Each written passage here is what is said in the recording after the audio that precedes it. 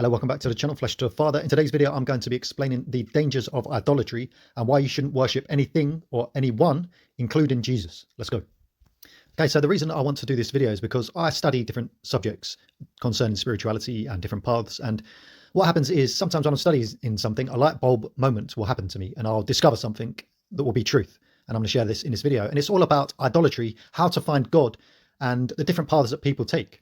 And I watched a video on YouTube the other day of the dangers of meditation. And it was a neurologist, and she was saying how she worked with all these patients who went to these spiritual retreats and that they were doing meditation and they ended up with her because they were psychologically damaged or committed suicide, or she'd heard of people commit suicide.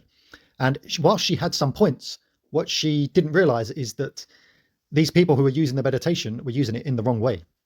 And that it's almost, in a way, it's a kind of idolatry. Okay, so in terms of, they go to these spiritual retreats and they're given a mantra or a certain meditational practice, and they get more into a hypnotic state rather than true meditation. How you're supposed to do it is sit still in silence and seek and find God in that silence.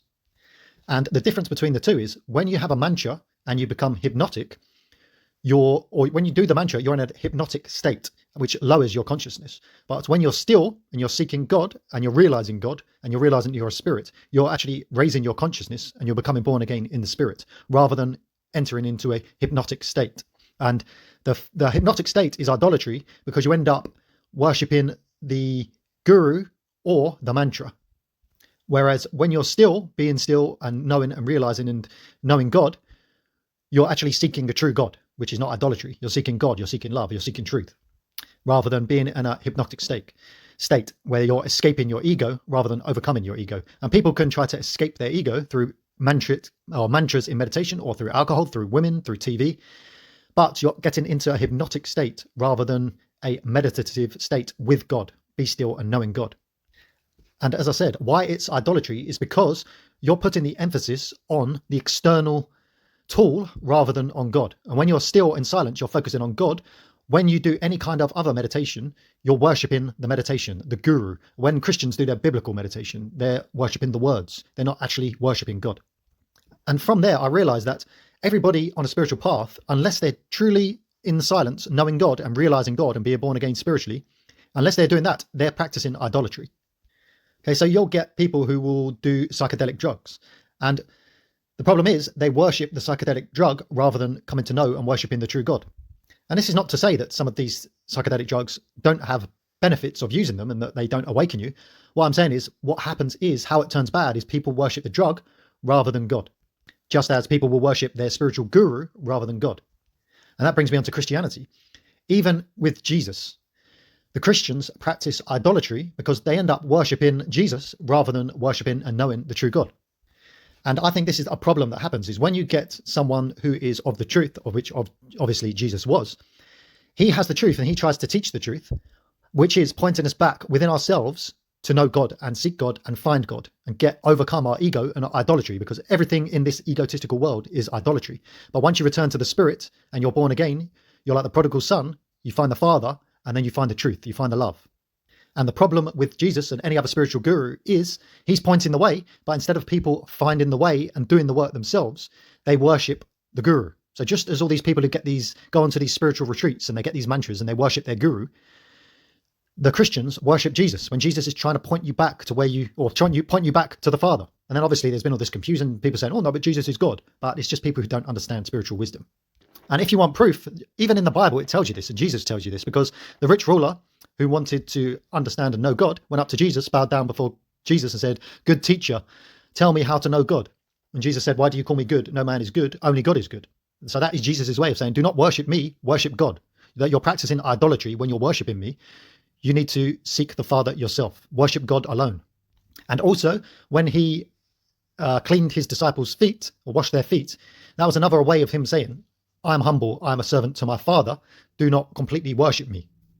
Now, what we should do is we should have absolute great reverence for Jesus and spiritual masters that we may follow, but we should not fall into idolatry. So I love Jesus because his example and his message, and that he truly connects me to the Father in terms of showing me the way. But I do not worship him as God. And it was a similar thing as when I was getting into the sort of Eastern traditions, learning about that.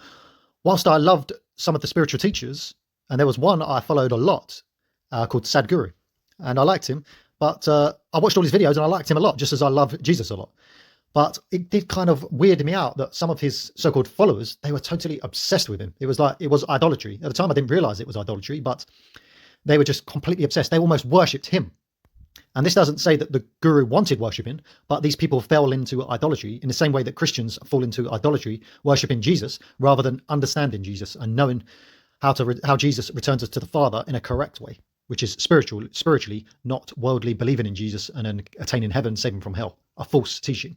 Okay, so that's the point of my video today. It's something, as I say, it was a light bulb moment for me, realizing and understanding this subject of idolatry and spiritual paths. And my conclusion basically is that the only way to know and worship the true Father is in the Spirit. And that's, as Jesus said, and all most spiritual masters throughout history have said, is by being born again spiritually, realizing that you are a spirit, and then serving and worshipping our spiritual Father who created us. And the dangers that people fall into is, rather than knowing and seeking and serving the Father, they can get caught up on any spiritual journey or distracted. So you can end up, tools that can help you, you end up worshipping the tool rather than using it to help you get to the final destination. So you can worship Jesus, but it stops your spiritual journey to the truth. You can worship your spiritual guru or this mantra meditation that you've been given, or the psychedelic drugs, anything. Once you start worshipping the tool, your spiritual journey to finding the final destination of truth, it stops.